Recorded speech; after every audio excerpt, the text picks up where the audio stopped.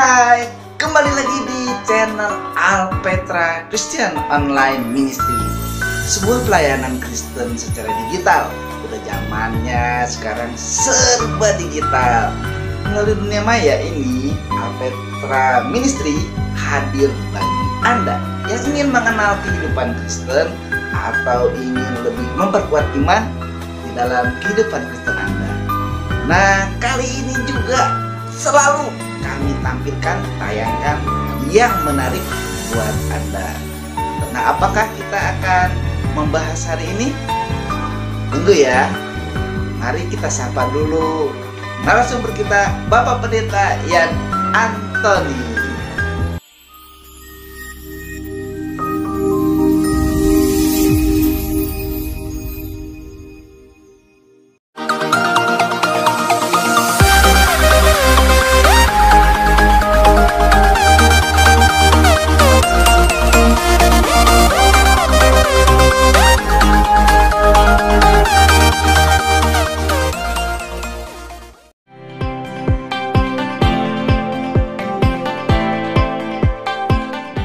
Shalom, cinta Tuhan, cinta keluarga, jaga kesehatan. Haleluya. Haleluya. Shalom, salam cinta Tuhan, cinta keluarga, dan jaga kesehatan. Apa kabar? Selamat berjumpa di Alpetra Ministry Channel. Jika Anda berkenan, mari dukung kami melalui doa, subscribe.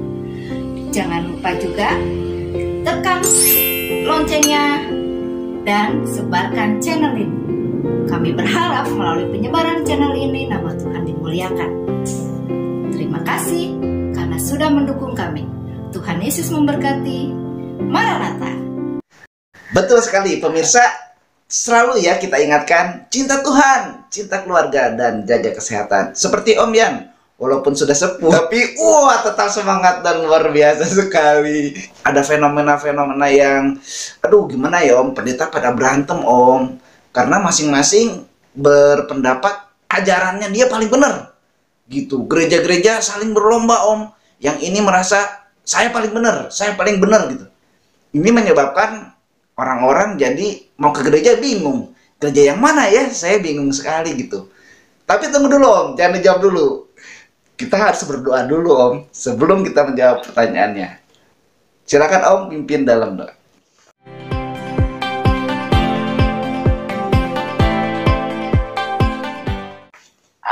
Saudara, mari kita berdoa.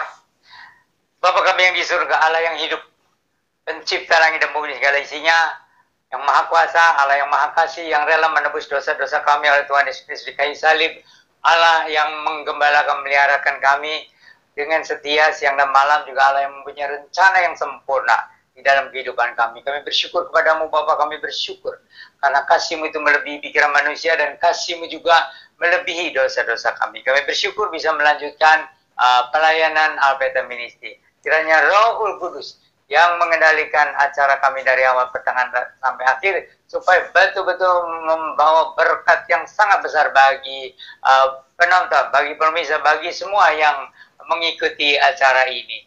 Oh Bapak, tolonglah jemaat-Mu di akhir zaman menjelang kedatangan Tuhan Yesus kedua kali dalam kemuliaan. Oh Bapak, sediakanlah hati kami jemaat-Mu supaya jangan bingung melihat begitu banyak hamba-hamba Tuhan yang saling menghakimi, dan juga banyak juga yang mengajarkan ajaran yang aneh-aneh, yang menyimpang dari kebenaran-kebenaran yang prinsip.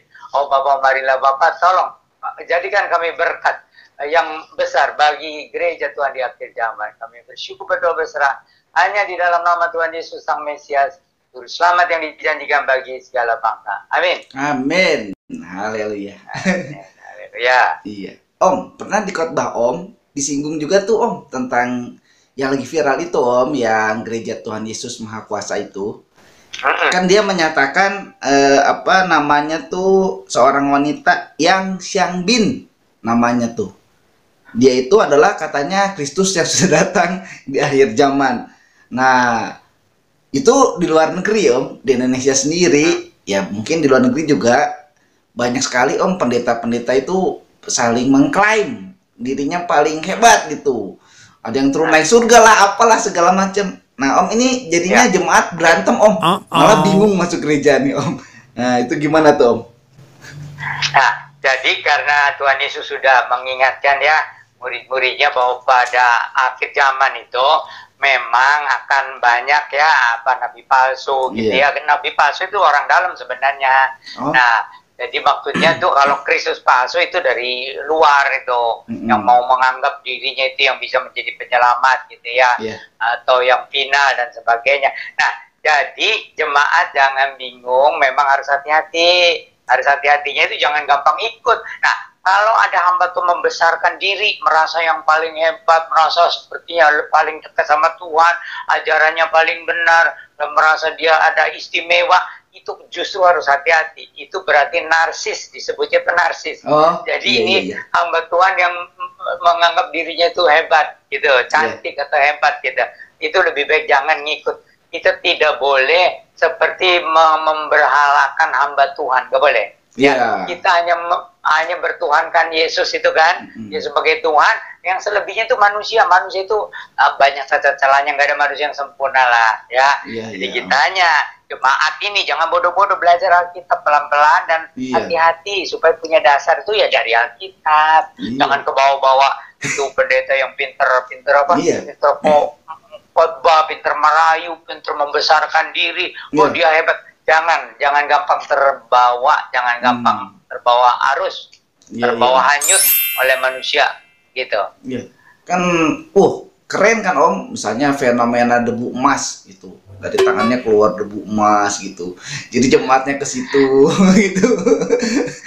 Begini, itu kalau fenomena debu emas katanya dulu awalnya itu ada yang beneran, meskipun belum tentu emas ya. Jadi ini seperti menyatakan, karena Tuhan kan bekerja kan dengan terserah dia caranya gimana, hanya untuk menyatakan Tuhan hadir. Tapi Tuhan hadir itu bukan dengan cara begitu aja. Jadi dulu itu pernah terjadi katanya benar, tapi karena orang merasa terbuai lalu ada yang sebagian yang dibuat-buat, jadi tiruan gitu.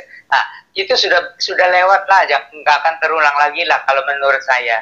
Karena semua itu ada waktunya. Gitu, ada waktunya. Jadi jangan ditiru-tiru. Ayo kita sedia debu apa yang dari emas, kita siramkan sampai itu hamba Tuhannya seperti kelihatan hebat gitu ya. Nah itu mau apa namanya, tujuannya apa ini? Mau membesarkan diri sendiri apa membesarkan Tuhan Yesus itu kan? Gitu. Jadi kalau dulu sih ada yang benar, gitu. Tapi itu sudah cukup lama. Jadi nggak akan terulang lagi lah. Biasanya Tuhan tuh punya cara yang baru. Sekarang ini kan yang banyak orang yang bertobat, ngaku dosa, terima Tuhan sebagai juru selamat, sebagai Tuhan, itu ada banyak yang lewat mimpi, lewat mujizat kesembuhan, lewat baca Alkitab gitu. Jadi bukan dengan jadi pokoknya kita memang tidak boleh membatasi Tuhan ya. Tapi kitanya juga jangan terpaku dengan hal-hal yang aneh-aneh. Kita harus kembali kepada firman Tuhan lah. Gitu, kepada firman Tuhan. Ya Om, saking anehnya, jadi kan orang bingung Om. Mau ke gereja ini, di sini nggak ada yang wow gitu. Masuk ke gereja ini, aduh sepi banget, ngantuk katanya gitu Om. Jadi gimana tuh Om? Boleh nggak kita bergabung ke sembarang gereja tuh Om? Nah, jadi nih umat Kristen tuh ya. Jadi ke gereja atau pilih gereja itu jangan mengharapkan yang aneh-aneh, makanya harus belajar Alkitab lebih dulu. Gitu, nanti kita lihat itu hamba Tuhan khotbahnya sesuai nggak dengan firman tuh, bukan soal mencomot ayat-ayat, tapi itu isinya itu sesuai nggak dengan Injil ya, atau dengan pengakuan iman rasuli, atau sesuai tidak dengan itu yang keselamatan oleh anugerah, keselamatan oleh iman, pertobatan, keselamatan hanya di dalam Alkitab, di dalam Yesus. Itu jadi jangan itu melihat manusianya, cara khotbahnya. Kalau orang Kristen selalu begadang, jadinya minggu ya ngantuk-ngantuk ke gereja, carinya gereja yang heboh, yang ramai, yang kocak-kocak, yang khotbahnya untuk menjanjikan sesuatu yang materi duniawi. Nah ini memang masalah, tapi juga memang begitulah keadaan manusia pada akhir zaman itu. Hatinya kosong, karena mereka tidak mau bertobat sungguh-sungguh, tidak mau terima Tuhan ini sungguh-sungguh, maunya agama yang seperti wah gitu. Jadi itu salahnya tujuan motivasinya apa sih ke gereja? Motivasinya kan mau bersekutu dengan saudara seiman, mau mendengarkan firman Tuhan, mau mengaplikasikan firman Tuhan, bukan mau jadi ngelihat yang aneh-aneh. Itu seperti zaman Tuhan Yesus, tau nggak? Nah, saudara, merasa diberkati kan dengan obrolan kita kali ini?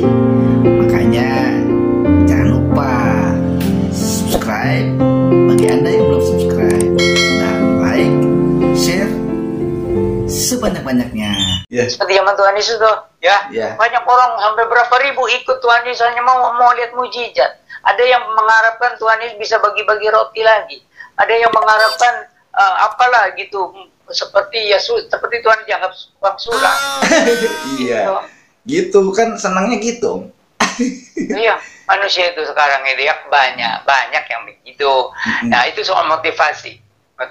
Motivasinya apa ya? Yang dicari? Ya, apakah mau mencari keselamatan yang kekal, kebenaran yang kekal, atau mau mencari sekedar ya kegiatan gitu ya? Senang-senang, ibadah kan boleh katanya senang-senang, ketawa-ketawa, kenapa nggak boleh? Boleh kalau ada kebenaran yang kekal, ada keselamatan yang kekal yang diberitakan. Setia tidak itu memberitakan Injil, gitu, hamba Tuhannya. Kalau tidak setia, tinggalkan aja. Iya. Gitu. Kalau waktu remaja kan, ayo ke gereja, siapa tahu dapat pacar. Nah, itu kan motivasinya beda. Itu kalau remaja ya, memang ke gereja misalnya tujuan mau cari pacar, ya cari pacar di gereja juga bagus, enggak? Kan daripada cari pacarnya yang di tempat yang nggak benar, ya enggak? Cuma sesudah itu hamba Tuhannya harus bisa bimbing dia, bimbing tentang jalan keselamatan, tentang bagaimana bertumbuh, mengerti kebenarannya Alkitabiah itu bagaimana, gitu. Jadi kalau soal motivasi kita juga tidak boleh kecam-kecam, misalnya khotbah ya, saudara-saudara datang ke gereja mau cari apa katanya, terus cari pacar ya, atau cari kekayaan ya. Kalau motivasi itu kita mengingatkan di sini, tapi bukan bahan khotbah begitu. Itu kan jadi seperti pendetanya itu hanya mengecam doang. Beritakan Injil, keselamatan di dalam Yesus Kristus, gitu, kebenaran Alkitabiah, gitu. Malahan jadinya kalau kayak gitu jadi bingung, Om. Malah mau jadi anggota gereja nih, kan harus jadi bergabung ya, Om ya. Nah, itu pertanyaannya tuh kenapa harus bergabung, Om? Sedangkan kan gerejanya banyak pilihan. Ada pendeta kan atau gereja yang maksa nih perpuluhan harus wajib sampai ditagih ke rumahnya misalnya. Itu kan, Om, ada yang orang mau jadi anggota gereja, ngapain kita jadi anggota gereja kalau kayak gitu? Ya, jadi itu tentang bergabung dengan salah satu gereja itu sebenarnya wajib ya.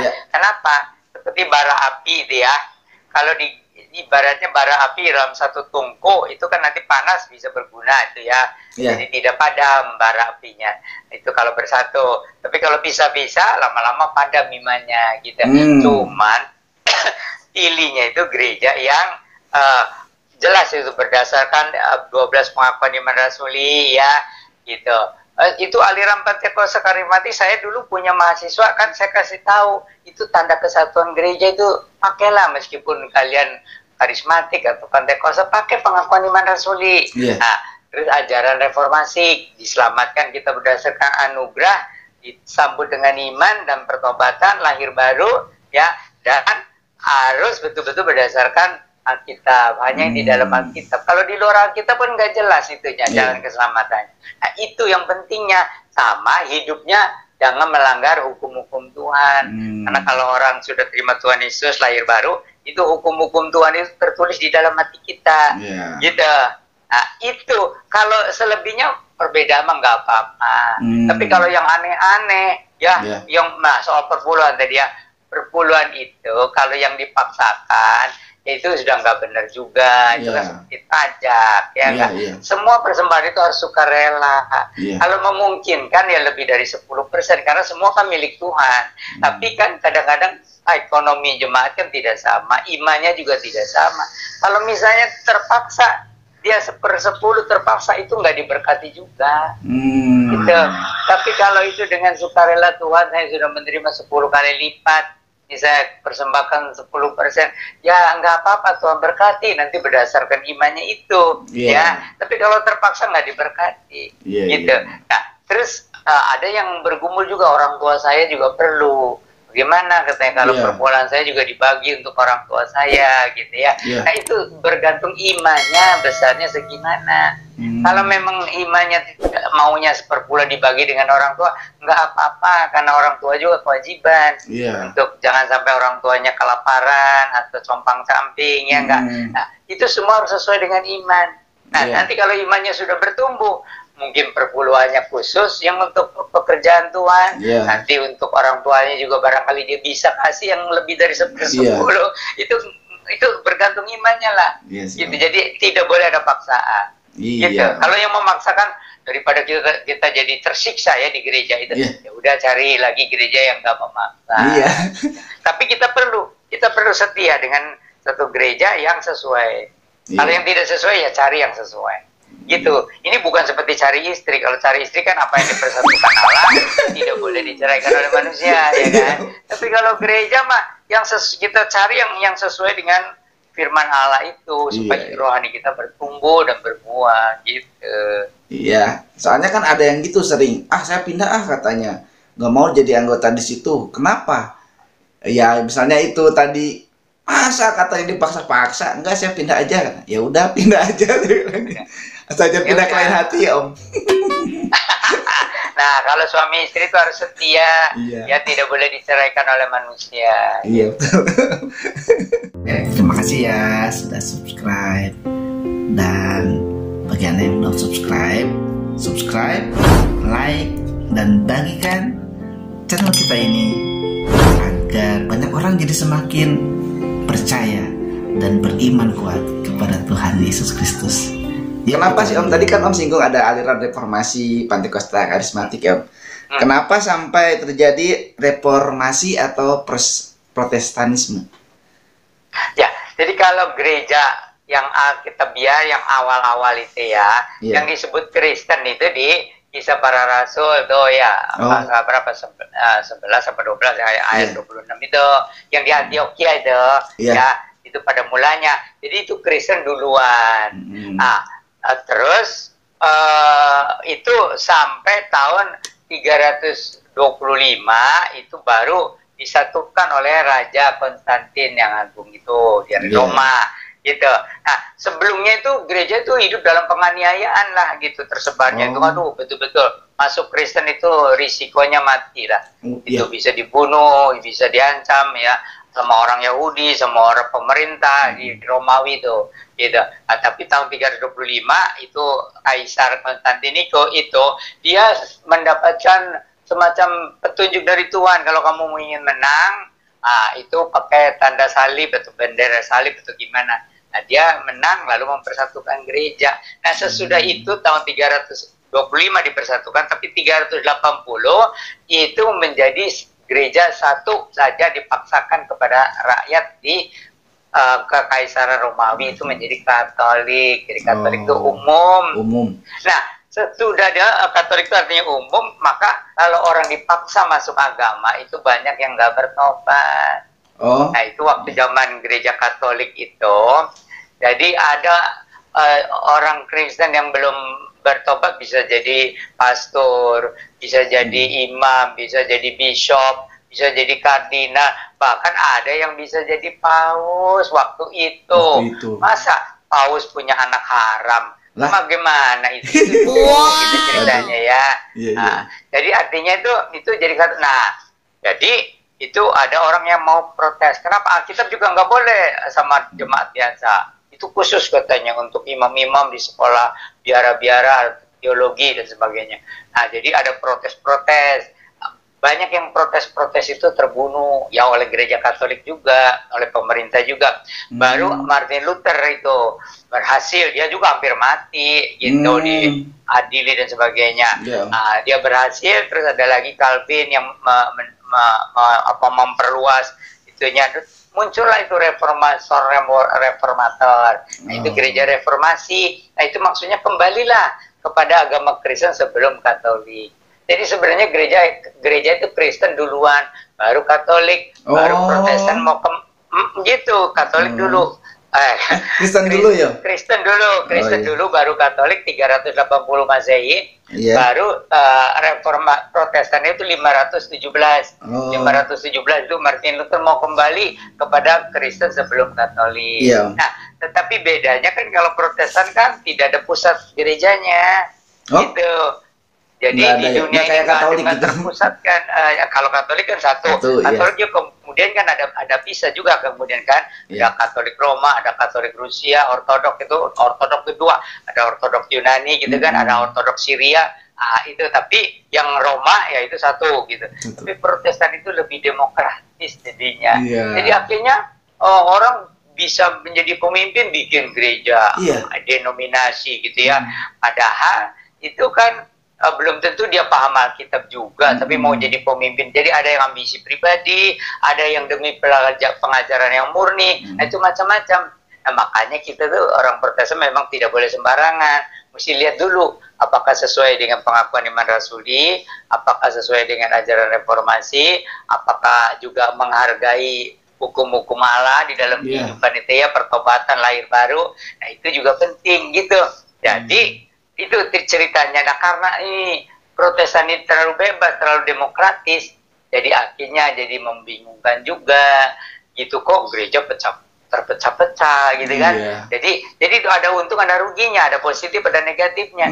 Positifnya jadi banyak wadah ya untuk menampung jiwa-jiwa untuk mendengarkan Injil, tapi negatifnya jadi orang juga bingung, kok gereja punya ribuan denominasi katanya, belum lagi ada yang aneh-aneh ya, belum lagi ada yang ajaran sesat lagi. Nah, itu jadi ada positif ada negatif. Tapi kalau orang yang tulus dipimpin oleh Roh Kudus, akhirnya mengalami keselamatan dan bertumbuh di gereja yang benar. Cuma tidak boleh ada gereja yang merasa dirinya paling benar, yang nggak boleh juga.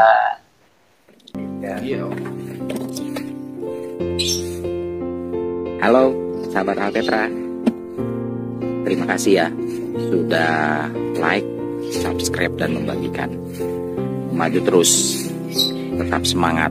Tuhan Yesus memberkati. Jadi kalau banyak gereja itu karena ambisi pribadi sih sebetulnya ya Om ya. Ada itu karena pribadi, ambisi pribadi itu ada. Misalnya di dia kota besar banyak gitu. Pernah ada ini Om, barisan pasukan sakit hati. Sakit hati sama gereja, bikin lagi gereja baru. Jadi kayak orang politik ya. Iya. Politik masuk dalam gereja. Kalau politik kan biasa barisan sakit hati jadi terus menyerang pemerintah gitu ya misalnya. Kalau ini gereja kerohanian kok ada sakit hati, ya terus bikin gereja baru. Aduh, ini politik masuk gereja jelek gitu. Orang Kristen boleh berpolitik tapi jangan dibawa ke gereja. Itu urusan warga negara dengan pemerintah. Ya asal pilihlah yang untuk membangun, ya menyejahterakan bangsa ya dan negara. Kita ini kan cinta NKRI gitu. Ya kalau dia sakit hati ya Om, terus bikin denominasi atau gereja yang sama gitu, kan nggak apa-apa, jadi banyak kan. Misalnya gereja A dia sakit hati, bikin lagi gereja A tetap gitu.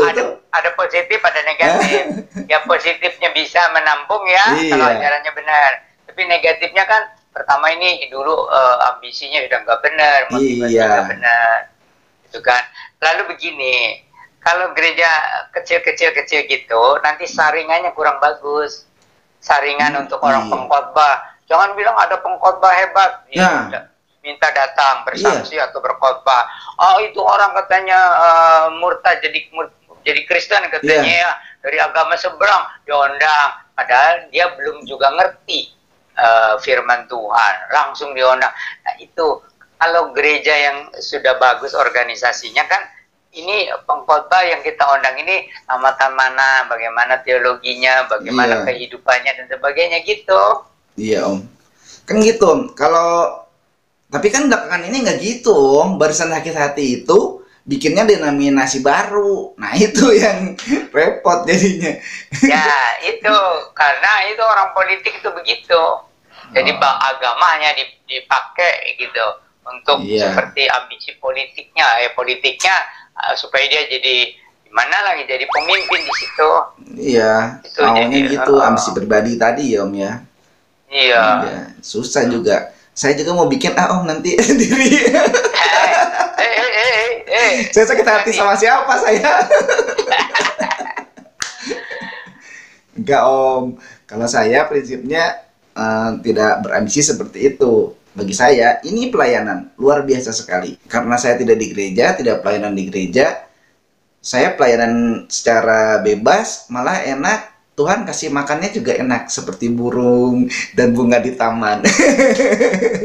Percaya dah, percaya nanti Tuhan yang akan kirim Iya, dari Om. sorga ya. Oke, Om. Lewat siapa aja yang tidak diduga-duga. Cut Om. Enggak Om, terus. Selanjutnya nih Om, ini udah beberapa pertanyaan sebetulnya sudah terjawab sama Om ya Om. Saya lanjutkan nih Om.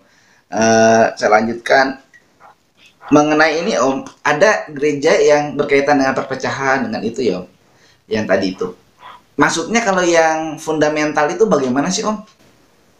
Nah itu gereja fundamental atau fundamentalis ya. Iya. Itu gereja yang secara harfiah letterlek hanya berpegang kepada Alkitab itu apa yang tafsiran harfiah, tafsiran letternya saja gitu. Waduh. Nah ini orang-orang fanatik. Jadi kalau orang berbeda pandangan, dia yang benar gitu. Wah. Jadi ini ada yang sempit, ada yang agak terbuka gitu. Jadi nggak sama juga. Jadi kalau menurut artinya sih bagus berpegang kepada Alkitab secara harfiah gitu ya. Iya. Tetapi kan nggak boleh orang merasa diri benar. Itu kan harus ditafsirkan secara perjanjian lama perjanjian baru dan secara teologinya yang benar gitu.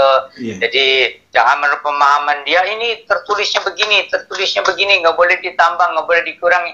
Iya. Ya kalau doktrin-doktrin yang penting tuh ya itu tidak boleh ditambah atau dikurangi. Gitu. Tapi kalau yang ada hal yang tidak prinsipil, ya orang boleh menafsirkan tidak sama yang tidak prinsipil. Jadi yang prinsipil itu apa? 12 pengakuan iman rasuli ya. Jadi tentang Allah Bapa, tentang Yesus itu, tentang Roh Kudus, tentang kesatuan gereja gitu ya, tentang keselamatan oleh anugerah, oleh iman, tentang keselamatan dalam nama Tuhan Yesus Kristus dan berdasarkan Alkitab, segala kemuliaan itu bagi Allah gitu ya. Nah, itu yang prinsip-prinsip sama bahwa kita tidak boleh melanggar hukum-hukum Tuhan. Hukum-hukum Tuhan itu tertulis di dalam hati kita. Nah, tapi bukan seperti orang Yahudi pegang 10 hukum, bukan. Jadi kalau orang Yahudi kan secara harfiah juga. Nah, itu fundamental tuh jadi sepertinya mau seperti harfiah juga. Kadang-kadang itu jadi artinya nanti ada yang ikut Advent gitu kan, karena harfiah hari Sabat gitu kan. Padahal itu 10 hukum tapi ditafsirkannya menurut Tuhan Yesus atau menurut perjanjian baru. Misalnya kalau hari Sabat itu kita orang Kristen itu beribadah tuh setiap hari. Itu setiap hari. Cuma Minggu, kenapa Minggu bukan menggantikan Sabat? Minggu itu hari kebangkitan Tuhan Yesus. Jadi kita bersuka cita. Jadi kalau orang ibadah hari Sabat itu terlalu banyak itu aturan melarang ini itu, tapi kalau hari Minggu kita dengan sukacita menyembah Tuhan yang hidup gitu. Nah juga soal jangan membunuh. Kalau orang Kristen kan tidak boleh membenci atau dendam gitu kan, harus selalu mengampuni gitu. Nah, segitulah. Atau berzina itu kita di dalam hati aja nggak boleh ada niat untuk berbuat zina dengan lawan jenis itu, nggak boleh. Nah, itu sudah dihitung kalau sudah ada niat gitu. Nah itu jadi itu yang prinsip. Kalau selebihnya soal cara ibadah ya nggak apa-apa gitu. Soal itu cara itu kan orang tuh nggak sama itu liturgi nggak sama, nggak apa-apa gitu. Iya Om, kadang hal sepele gitu ya dijadiin masalah ya Om. Liturgi lah apalah, aduh sebetulnya hal yang tidak penting gitu kan. Yang penting kita tahu hati kita dan buah-buah dari kehidupan percaya kita. Gitu. Nah, jadi itu kesatuan yang prinsipil itu. Jadi itu yang mempersatukan kita sebagai tubuh Kristus. Tubuh Kristus itu kan begitu banyak sel di dalam tubuh kita. Gitu. Jadi itu saling mendukung, semuanya berfungsi gitu. Nah, kalau yang lain-lain yang menyimpang itu berarti bukan dari tubuh kita. Gitu. Ya yang termasuk yang enggak itu tuh yang tidak berpegang kepada yang prinsip-prinsip dalam Alkitab, itu bukan dari tubuh kita. Cuma kita tidak boleh menghakimi juga. Artinya menghakimi orang-orangnya nggak boleh. Kalau menghakimi ajarannya, kasih tahu salahnya di mana, kita ngerti ya. Itu sudah dibahas. Jadi kalau menghakimi orang nggak boleh. Betul. Karena bisa saja berubah. Tapi kalau menghakimi ajaran, di mana salahnya? Mestinya yang benar bagaimana? Prinsip atau tidak? Gitu. Iya. Kan seringnya kita itu lebih subjektif daripada objektif. itu yang berdebat di YouTube juga, aduh sayang sekali Om, mereka jadi subjektif gitu, sangat disayangkan sekali, tidak menjadi kesaksian, ya kan Om, kayak gitu kan jadi diketawain sama orang, pada berantem, iya, ntar jemaatnya berantem lagi sama jemaatnya, tawuran deh Om. Itu saya tidak setuju menghakimi sampai di YouTube segala ya, menghakimi orang per orang gitu ya. Bahkan itu bisa jadi masalah hukum sebenarnya ya. Tetapi kalau ajarannya kita boleh kasih tahu yang mana gitu. Bukan asal berbeda. Jadi kita juga tidak boleh misalnya pukul rata semua karismatik sesat, nggak boleh. Semua Protestan sesat nggak boleh. Semua orang Katolik masuk neraka tidak boleh. Ya, karena kan jelas kalau keselamatan itu di dalam Tuhan Yesus Kristus lahir baru, itu kan? Gitu. Lah kan semua hari itu sama harinya Tuhan ya. Terus kalau hari Pentakosta juga, hari Minggu juga itu kan harinya Tuhan ya. Jadi setiap hari kita beribadah gitu kan. Nah itu kalau hari Tuhan itu khusus hari Minggu di Kitab Wahyu pasal 1 ayat berapa tuh? Jadi hari Tuhan itu khusus disebutkan untuk hari Minggu, itu hari kebangkitan. Nah sekolah Minggu nyanyinya hari ini harinya Tuhan. Itu sebenarnya nggak benar ya. Tapi maksudnya itu di Mazmur. Hari ini harinya Tuhan itu mari kita bersukaria, itu setiap hari itu hari untuk memuliakan Tuhan. Tapi kalau istilah hari Tuhan di Kitab Wahyu itu khusus hari Minggu, waktu Rasul Yohanes menerima wahyu. Gitu. Karena umat Kristen di abad pertama itu menjelang akhir abad pertama itu semua sudah menyebut hari Minggu itu hari Tuhan. Iya. Gitu. Jadi ya mau gimana, masa kita setiap kali dengar lagu hari ini harinya Tuhan lalu kita langsung itu salah. Ya, nggak salah. Paling kita jelaskan itu di dalam sejarahnya itu menjelang akhir abad pertama semua jemaat tahu, orang Kristen tahu bahwa hari Tuhan itu hari Minggu. Gitu. Nah, cuman itu orang Advent itu sebenarnya karena ini kan aliran baru maksudnya. Jadi tidak tahu sejarahnya. Saya pernah kasih tahu sejarah itu dalam sejarah gereja itu abad pertama itu hari Minggu itu menunjuk pada hari Tuhan. Nah, lalu mereka itu menafsirkan katanya itu hari Tuhan di dalam Kitab Wahyu itu katanya hari kiamat. Lah, Rasul Yohanes menerima wahyu masa hari kiamat. Rasul Yohanes kan itu abad pertama. Tapi juga udahlah, itu kan mereka kalau sudah diindoktrinasi ya. Kita juga tidak mau debat terus dengan orang Advent. Orang Advent ada yang sungguh-sungguh mencintai Tuhan. Ada. Gitu. Jadi kita juga tidak menghakimi orang, karena ada di surat Roma juga ya, ada orang meninggikan satu hari lebih dari hari yang lain. Gitu. Di surat Roma 14 kalau saya biarin aja. Gitu. Jadi asal orang Advent juga betul-betul mengalami keselamatan di dalam Tuhan Yesus Kristus, itu yang pentingnya. Itu yang penting. Gak apa-apa. Kan dianggapnya Advent itu menyimpang ya Om, karena tokohnya Ellen G. White itu ya pernah menafsirkan akhir zaman segala macam. Jadi dianggapnya menyimpang, tapi sebetulnya enggak kan ya Om ya? Ya. Jadi itu karena masalahnya dia menambahkan Alkitab dengan doktrin-doktrinnya Ellen G. White. Mereka kan Alkitab itu sudah cukup gitu. Tetapi kalau saya melihat dari ajaran-ajarannya itu mau kembali kepada Alkitab itu supaya betul-betul mengalami keselamatan dalam Tuhan Yesus Kristus lalu bertumbuh. Hanya soal harinya aja, jadi hari Sabat gitu. Jadi saya sih tidak menganggap itu sebagai bidat, meskipun ya itu menyimpang lah soal apa kok Alkitab ditambah-tambah gitu ya. Gitu. Nah soal harinya mah kan ada orang yang meninggikan satu hari lebih dari hari yang nggak apa-apa. Iya kan, kayak gereja Tuhan Yesus Maha Kuasa itu kan Om, dia punya Injil sendiri Om. Nah, tapi kalau di situ ajarannya jelas menyimpang itu. Iya. Masa Tuhan Yesus datangnya dalam diri perempuan? Itu udah jelas sesat itu, menyesatkan. Iya Om. Gitu. Nah, tapi alasan apologet dia itu kan, kalau kita menolak gitu, yang dia bilang kan berarti Anda tidak menghargai Allah yang Maha Kuasa gitu. Wah, repot lah Om, panjang lebar. Itu betul-betul lidah yang beracun itu. Sama seperti yang baru dari Korea. Pernah dengar? Iya. Itu yang dari malahan ini mah laki-laki. Jadi dia yang bilang Kristus sudah datang kembali itu ya saya katanya. Iya. Ini juga ajaran sesat itu. Itu sesat. Iya. Bahaya itu Om. Gerejanya besar Om, besar banget itu. Gerejanya besar banget itu, luar biasa itu. Ya, itu modalnya besar itu dari Korea. Gitu. Iya. Makanya begitu. Jadi ada wadah untuk diselamatkan, ada wadah yang untuk menyesatkan itu. Makanya orang harus hati-hati lah. Tapi orang yang dipilih Tuhan pasti akan dibimbing nanti. Ya. Roh Kudus. Nah ini Om, yang rame nih, tapi mungkin singkat aja ya Om. Bagaimana dengan saksi Yehova?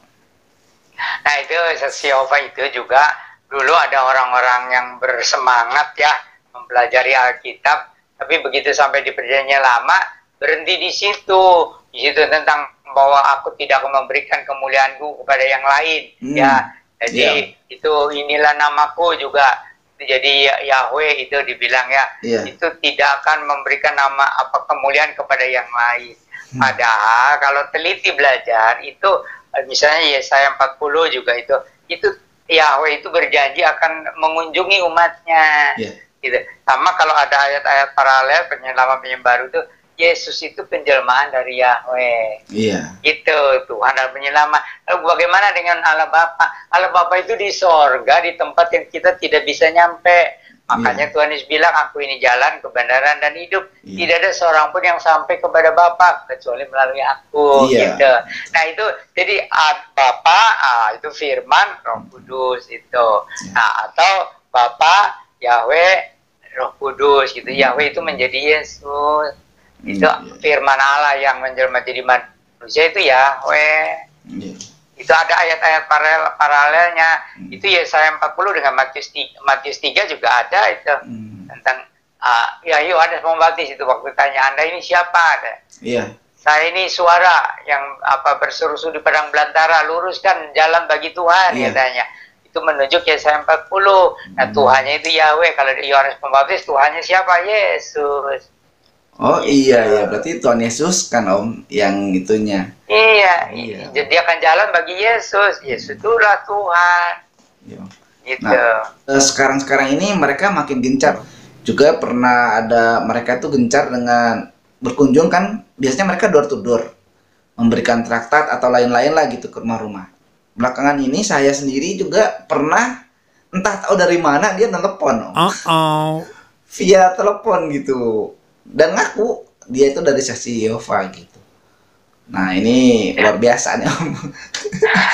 Jadi itu saksi Yehova itu dia mengabarkan seolah-olah agama baru, agama saksi Yehova, dan sasarannya Kristen. Nah, yang disesatkan itu tidak memberitakan jalan keselamatan, hanya memberitakan nama Yahweh itu. Gitu. Kalau mengabarkan Yesus kan sekalian dengan jalan keselamatan. Kalau terima Yesus sebagai juru selamat, bagi Tuhan juru selamat, itu mengalami hidup baru. Kalau Yahweh itu tidak jelas, ajak berdoa nggak mau. Gitu. Perjamuan kudus itu hanya pilihan gitu dari seluruh dunia itu 144.000 gitu.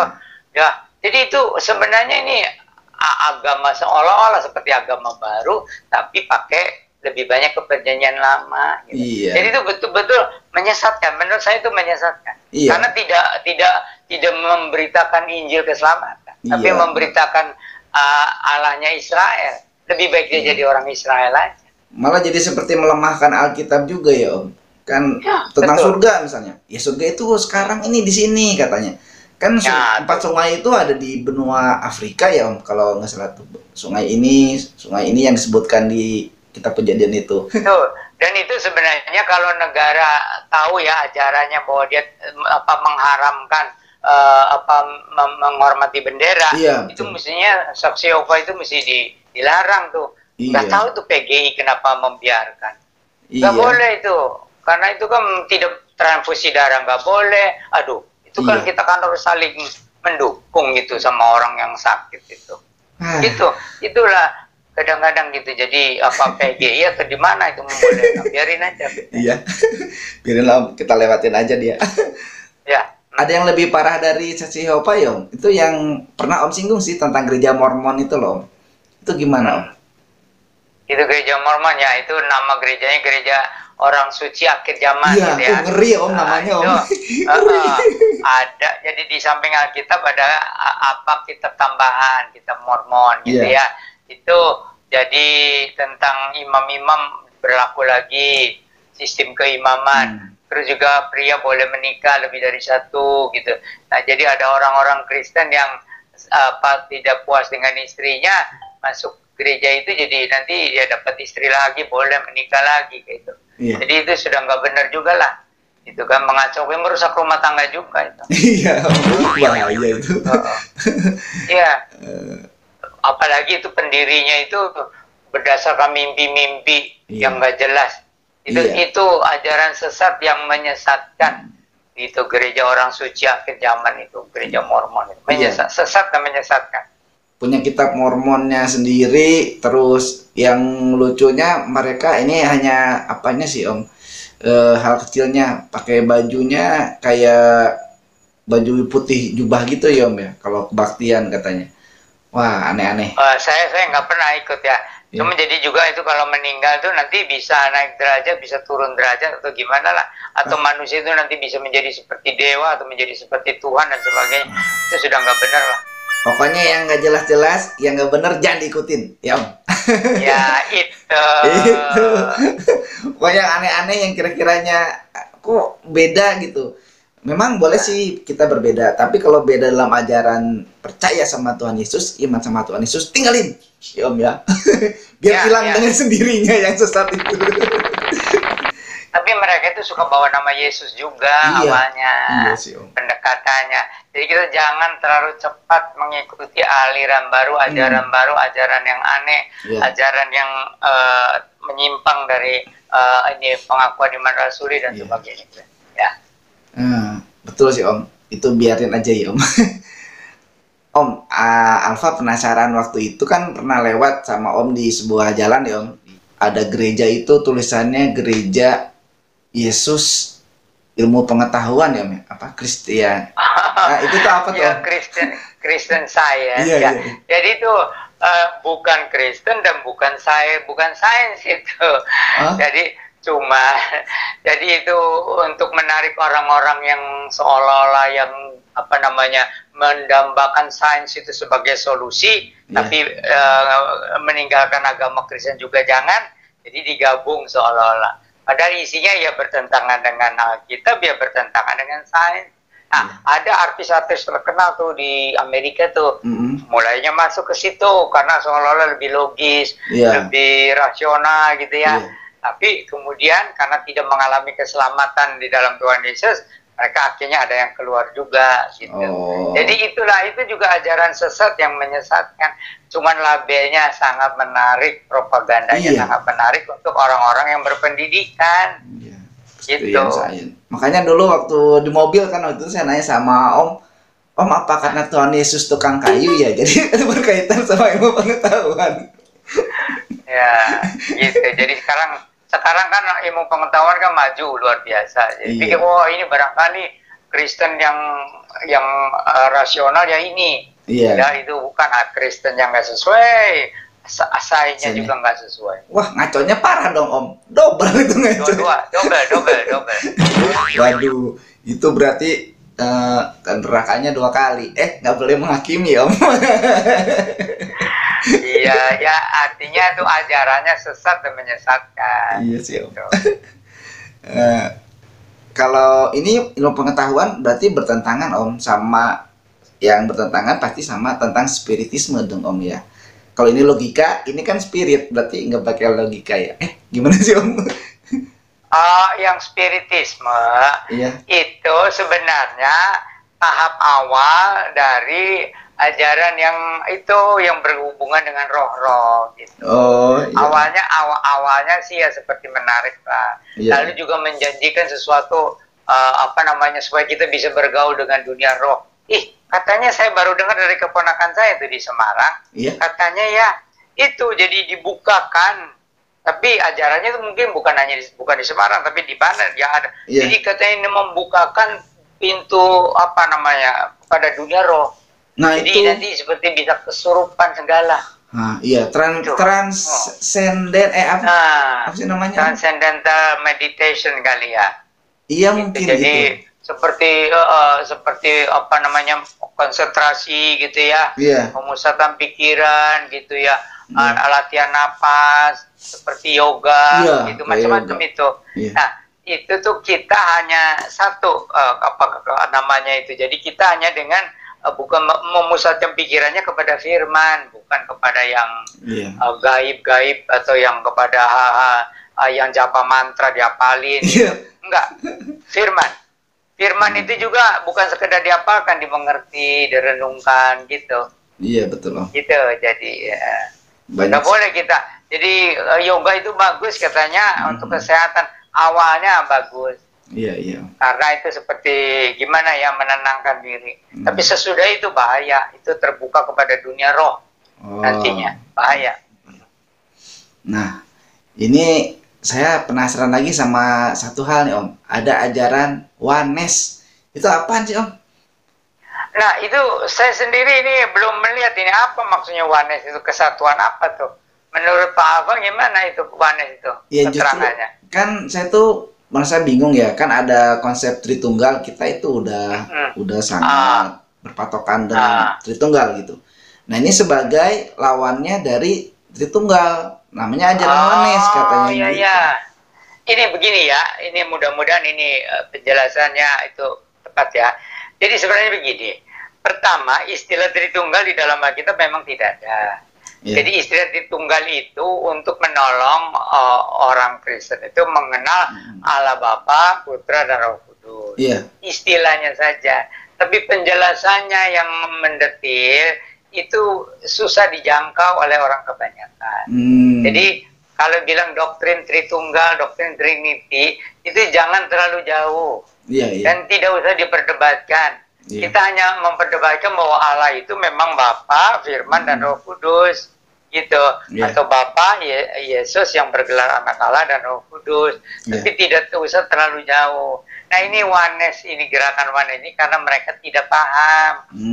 Jadi jadi seolah-olah oneness itu ya Allah ya satu aja ya udah. Iya. Yaitu kalau di Perjanjian Lama itu dibilang Bapa, kalau di Perjanjian Baru itu dibilang anak. Nah, kemudian anaknya pulang ke sorga sekarang Roh Kudus katanya gitu. Oneness itu ya satu lah kata. Lalu waktu Yesus menjerit di kayu salib itu, Bapa, kenapa engkau meninggalkan aku? Iya. Itu katanya berdoa kepada dirinya sendiri yang ilahi. Ini bingung juga masa dia berdoa Iya. kepada dirinya sendiri ya. Tapi udahlah, itu soal itu kita nggak usah berdebat. Iya. Karena memahami Allah itu tidak semua orang mampu. Tidak ada yang mampu memahami sepenuhnya tentang Allah Iya. Tritunggal itu ya. Cuman ada orang yang mengindoktrasi, kamu harus percaya Tritunggal, kamu harus percaya Tritunggal, gitu. Yaitu satu Allah tapi tiga pribadi. Lalu masing-masing itu ada apa katanya, ada homoousianya, ada homo apanya gitu ya, homostatis. Itu terlalu jauh. Jadi tidak boleh kita mengindoktrinasi, kita hanya kasih tahu istilah Tritunggal meskipun tidak ada di Alkitab itu menolong kita mengerti tentang Bapa, Putra, Roh Kudus itu. Ya dari dulunya memang Allah, Firman, dan Roh Kudus. Tapi bukan berarti hanya satu pribadi. Allah, Firman, dan Roh Kudus. Gitu. Allah, Firman, dan Roh Kudus. Firman itu kemudian menjadi Yesus yang bergelar anak Allah. Jadi kalau penyembah itu Bapa, Putra, dan Roh Kudus. Gitu. Nah itu dikasih istilah Tritunggal itu untuk menolong. Kalau tidak menolong ya udah. Allah, Bapa, Putra, Roh Kudus saja. Iya. Gitu. Jangan kita mengindoktrinasi. Lalu sampai mendetil-detil. Itu susahnya orang tuh suka mengindoktrinasi. Iya, Om. Nggak usah. Biar pelan-pelan orang belajar Alkitab. kok kenapa ya ada Bapa, ada Putra, Roh Kudus, dan mikir-mikir kan. Iya. Nah, tapi kemudian tahu kan, oh ini Bapa, Firman, dan Roh Kudus. Gitu. Iya. Kan gara-gara Oh, itu. maksudnya Tritunggal itu maksudnya itu. Gitu, jangan terlalu mendoktrinasi mesti begini-begini. Gitu. Iya, Karena Om. memahami Allah itu nggak mampu. Iya, iya, Om. Ya gara-gara itu kan jadi ada pendeta-pendeta yang mengundurkan diri dari gerejanya gitu, atau dari sinodenya lah gitu. Sampai kayak gitu-gitu. Nah, itu lain lagi itu, ada yang katanya Yesus itu hanya salah satu anak Allah katanya. Nah. Itu sudah nggak benar juga. Iya. Ini sudah nggak benar juga, tuh dikeluarin tuh dari Iya. sinodenya. Jadi Yesus itu anak tunggal Allah. Iya, kan Karena penjelmaan. dia adalah Iya. penjelmaan dari firman Allah itu. Gelarnya juga anak tunggal Allah. Iya. Gitu. Yohanes 3:16 juga begitu. Dia mengaruniakan anak tunggalnya supaya barang siapa mempercayakan dia beroleh hidup yang kekal gitu. Iya, Om. Betul, Om. Nah, itulah jadinya makanya kalau kita ngomongin ini panjang lebar nih, Om. Banyak sekali yang belum kita bahas nih tentang sekte, Betul. tentang bidat itu, Om. Aduh, banyak yang membingungkan buat jemaat kita. Iya. Jadi nggak bisa habis. Nah, itu sebabnya harus kembali kepada pokoknya. Iya. Yaitu kalau Roh Kudus sudah menyadarkan kita sebagai orang berdosa, lalu Roh Kudus mencelikan mata rohani kita kepada Yesus yang disalibkan Iya. dan yang bangkit, lalu kita membuka hati terima Tuhan Yesus sebagai juru selamat, sebagai Tuhan, Iya. mengalami lahir baru, lalu mengeluarkan buah-buah, buah-buah pertobatan, buah-buah roh, dan nanti ada buah-buah pelayanan. Gitu. Iya, betul, Om. Ya, jadi itu yang pokoknya dulu. Lalu bertumbuh bersama-sama dalam gereja. Di orang yang lahirkan baru, rindu sama Tuhan, rindu firman Tuhan, rindu persekutuan. Makanya persekutuannya itu hati-hati gitu ya. Iya. Nah, sembarangan. Rindu bersaksi juga. Itu yang pokok-pokoknya. Selebihnya mah ya namanya manusia beda-beda pendiriannya. Iya. Kita pegang 12 pengakuan iman rasuli. Iya, betul. Pegang azas reformasi, pegang hukum-hukum Tuhan di dalam hati kita gitu. Iya. Yang pokok-pokoknya aja. Gereja itu satu. Iya, Om. Gitu. Wah, ini makin banyak penasaran nih, Om, saya, Om. Tapi ya gimana ya, Om? Ini kayaknya kita udah kehabisan waktu, Om. Mungkin next ya, Om, ya, di tayangan berikutnya Ya. nih, Om. Nah, Om, Oke. sebelum menutup nih, Om, bisakah Om memberitahu para penonton apa sih ciri-ciri bidat dan aliran sesat itu? Oke ya, supaya jemaat atau orang Kristen ya, atau orang luar juga kalau ingin tahu apa sih yang membedakan ajaran Kristen yang benar dari ajaran yang sesat. Jadi ajaran yang sesat itu kalau menyimpang dari ajaran-ajaran prinsip. Jadi misalnya kalau mengajarkan tentang Tuhan Allah itu berbeda dari yang kita tahu sebagai Allah yang Maha Kuasa, pencipta langit dan bumi, ya berarti sudah nggak benar. Atau yang tentang Yesus Kristus, kalau katanya Yesus itu bukan Allah, bukan manusia, itu juga itu sudah nggak benar. Kan ada yang hanya itu Yesus dia memang Tuhan kata, tapi dia nggak sungguh-sungguh jadi manusia, itu sesat. Ada yang bilang Yesus itu ya manusia, dia sebenarnya bukan Tuhan, hanya seperti Roh Kudus yang menguasai dia. Itu waktu itu dia jadi Tuhan. Nah itu yang nggak benar juga. Atau tentang Roh Kudus itu hanya satu kuasa aja, ya bukan pribadi dari Allah. Itu juga nggak benar ya. Jadi itu yang menyimpang dari atau kita diselamatkan itu berdasarkan perbuatan kita, katanya itu juga nggak benar. Kalau dihakimi memang berdasarkan perbuatan kita, tapi kalau kita diselamatkan itu oleh anugerah dan kita responi dengan iman, terima Tuhan Yesus, lalu mengalami lahir baru. Itu yang penting-pentingnya aja gitu. Jadi kalau sudah menyimpang dari pokok-pokok ajaran itu ya itu sesat. Hati-hati, tapi jangan bingung juga karena memang sudah akhir zaman. Oh iya, betul. Karena sudah akhir zaman ya kita nggak usah bingung, hati-hati ya, iya, hati-hati. Orang aja sekarang banyak penipu. Iya. Itu kelihatannya baik. Bingung ya jangan, curiga terus ya jangan. Hati-hati harus. Iya. Waspadalah katanya gitu. Aduh, ini masih banyak sebetulnya Om yang harus kita bahas ya Om ya. Nanti di tayangan berikutnya mungkin kita akan lanjutkan pembahasan kita mengenai gereja, sekte, dan bidat ini. Hari ini kita bukan nggak mau ya Om ya, tapi waktu yang terbatas. Kalau nonton juga pasti malah ngantuk tidur nanti. Nggak boleh lebih dari 1 jam. Iya, makanya. Oke ya pemirsa, sampai sini dulu tayangan kita untuk kali ini. Dan kita akan tutup dalam doa. Saya akan pimpin dalam doa. Allah Bapa yang kami kenal di dalam nama Tuhan Yesus Kristus Juru Selamat kami. Kiranya Tuhan, kami mohon agar Tuhan Yesus melalui Roh Kudus menolong kita semua orang percaya untuk bisa membedakan dan menghindari ajaran sesat. Tuhan, seperti dituliskan dalam firman Tuhan bahwa pasti akan ada Mesias-Mesias palsu, nabi-nabi palsu. Tapi kami percaya dengan iman yang teguh. Kami percaya bahwa Tuhan Yesus Kristus Juru Selamat kami yang hidup, yang dijanjikan untuk segala bangsa sebagai Juru Selamat. Tuhan, terima kasih. Hari ini kami sudah selesai membagikan kebenaran-kebenaran dari firman Tuhan.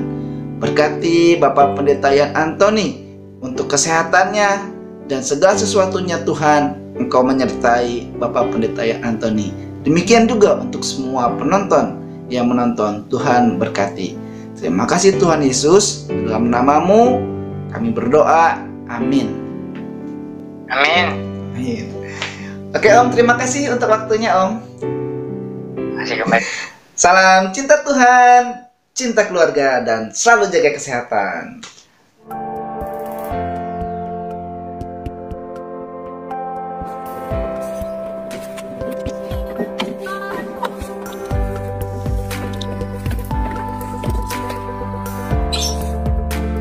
Halo sahabat Alpetra, terima kasih ya sudah like, subscribe, dan membagikan. Maju terus, tetap semangat. Tuhan Yesus memberkati. GBU TYM. Dadah.